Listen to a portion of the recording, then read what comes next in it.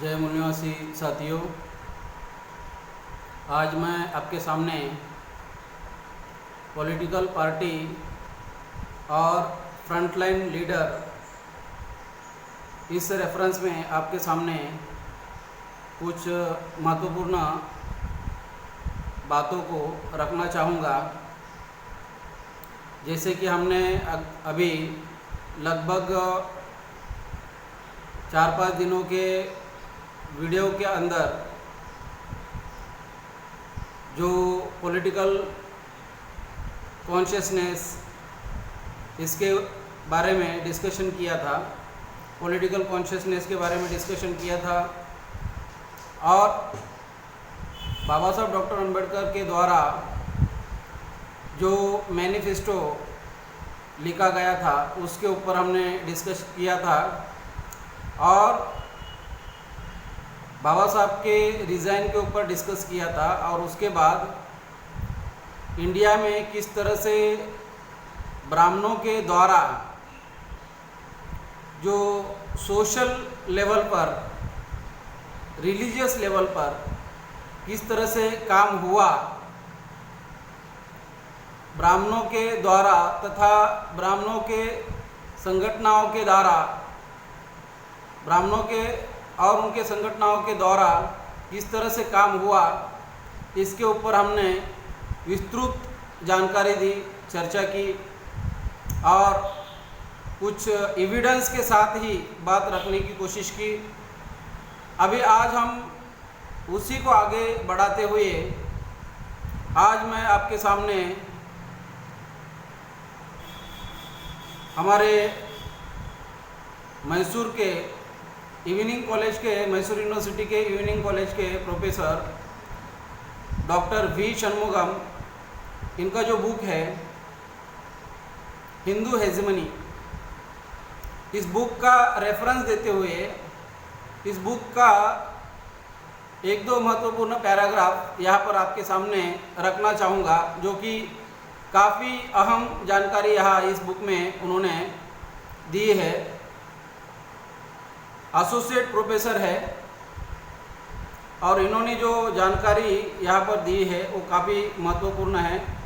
तो मैं आपके सामने doctor V Shanmugam, associate professor of economics, university evening college, university of Mysore, इन्होंने जो जानकारी यहाँ पर रखी, जो दी है, इसके बारे में मैं आपको यहाँ बताना चाहूँगा।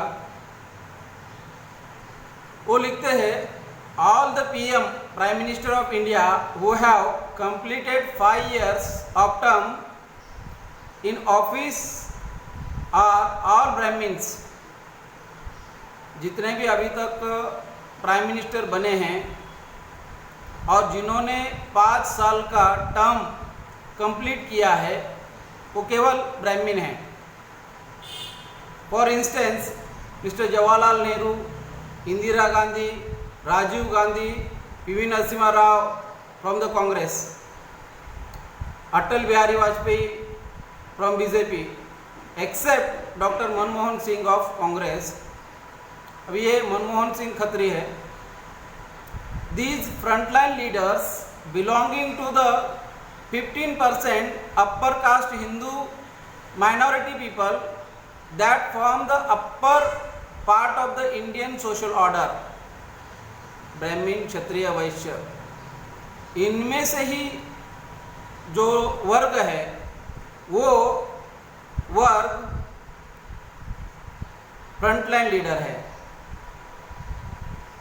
2000 साल की जो व्यवस्था है और 2000 साल की व्यवस्था के बाद भी आज के तारीख में भी यही लोग फ्रंटलाइन लीडर है। इसी समूह के लोग फ्रंटलाइन लीडर है। ये यहाँ पर इन्होंने बताने की कोशिश की है। आगे ये लिखते हैं, according to the Indian election commission yardstick based on the percentage of votes, 4% vote at Lok Sabha election and the number of seat secure in the Lok Sabha election by political party, the first national party is the Congress.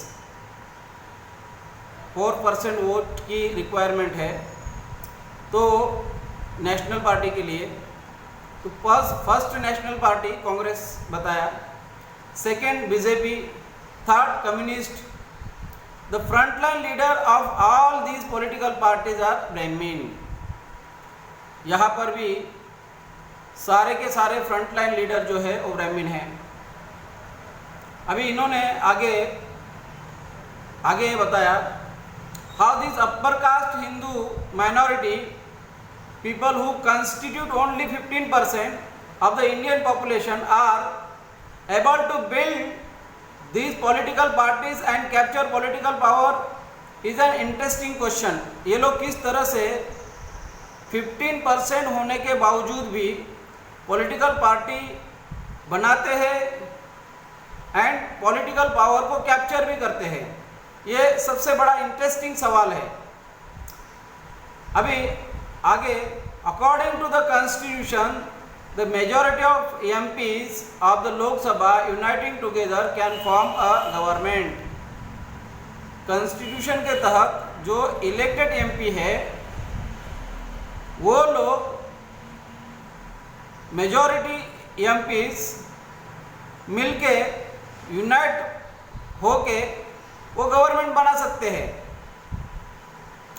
These upper caste people know that it is very difficult to form a political party to contest election and to get elected in the fray, to enter parliament, to form a government without the vote of the majority 85% of the lower caste people।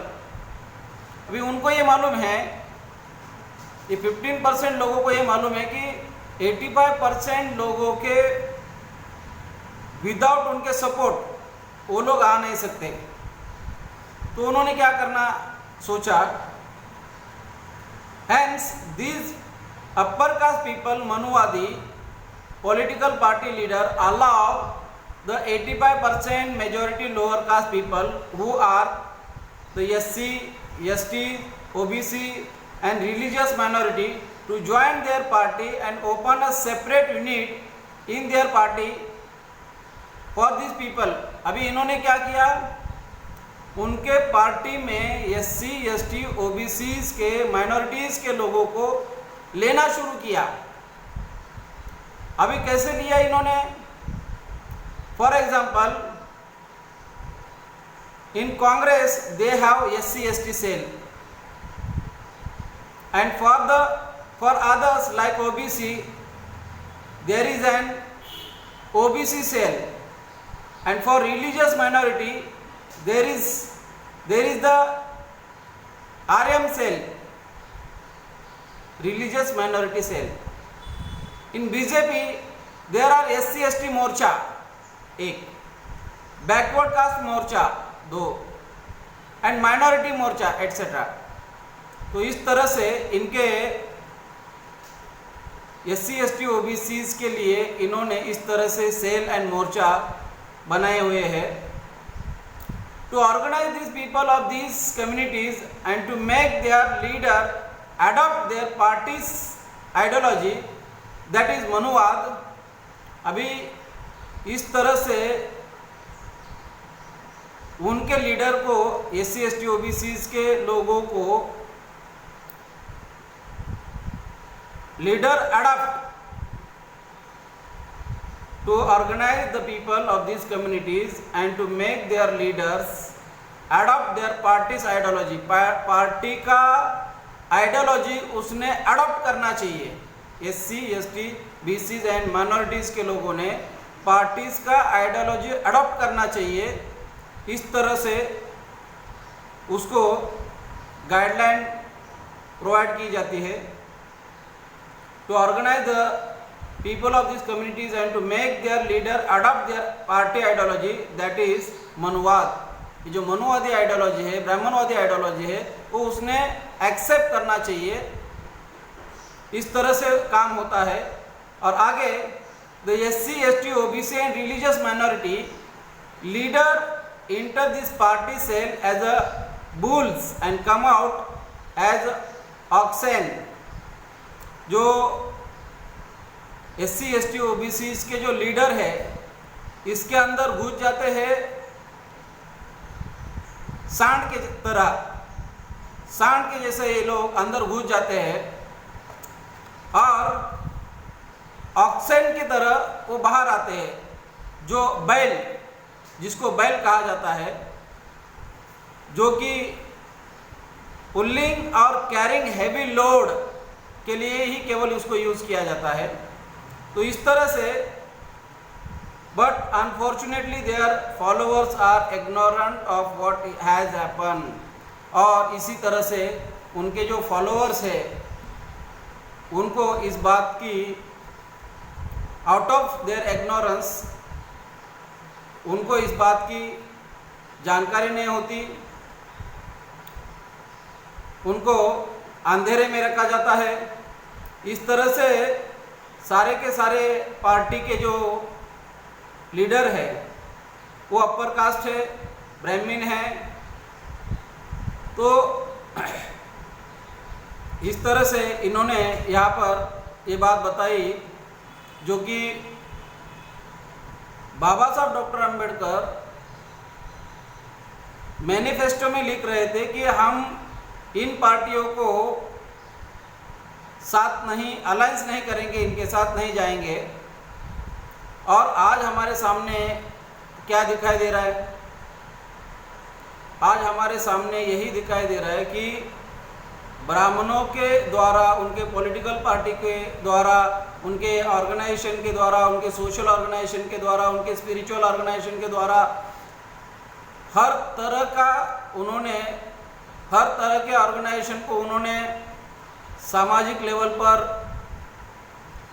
समाज में उन्होंने इस तरह के organisation buildup किए और लोगों का ब्रेन तैयार करने के लिए, प्रोपोगंडा करने के बाद उनका माइंड फ्रेम करने के लिए, उनके दिमाग में मनुवाद का जहर डालने के लिए, जहर डालने के बाद ये सारा पॉसिबल हुआ। तो अभी तक हम लोगों ने ये डिस्कशन किया था कि ब्राह्मण एंड ब्राह्मणों के ऑर्गेनाइजेशन के द्वारा किस तरह से उन्होंने पॉलिटिकल कॉन्शियसनेस को ख़त्म करने के लिए क्या क्या षड्यंत्र किया, कैसे कैसे ऑर्गेनाइजेशन का निर्माण किया। तो हमें ये देखने को मिलता है 1952 के बाद उन्होंने money mafia, media and electronic voting machine का भी यूज़ करते करते इन्होंने, ब्राह्मणों ने, यूरेशियन ब्राह्मणों ने आज के तारीख में पॉलिटिकल पावर पर कंट्रोल किया हुआ है, कब्ज़ा किया हुआ है। इस कब्ज़े को हमें समझना होगा, हमें हमारे लोगों को इसके रेफरेंस में जागरूक करना होगा। तो इस संदर्भ में आपको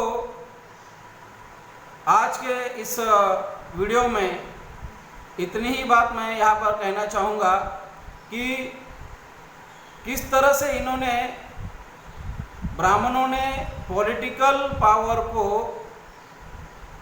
अपने कब्ज़ा, जो कब्ज़ा है उनका, कब्जे को बरकरार रखने के लिए किस तरह के हथकंडे, किस तरह के षड्यंत्र किए, ये तो हमारे सामने फैक्ट्स, फिगर, रिकॉर्ड, इसके साथ हम आज की तारीख में देख सकते हैं।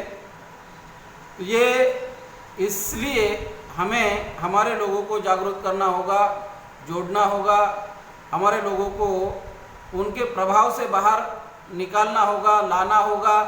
इसके लिए हमें हमारा ज़्यादा से ज़्यादा समय लगाना होगा।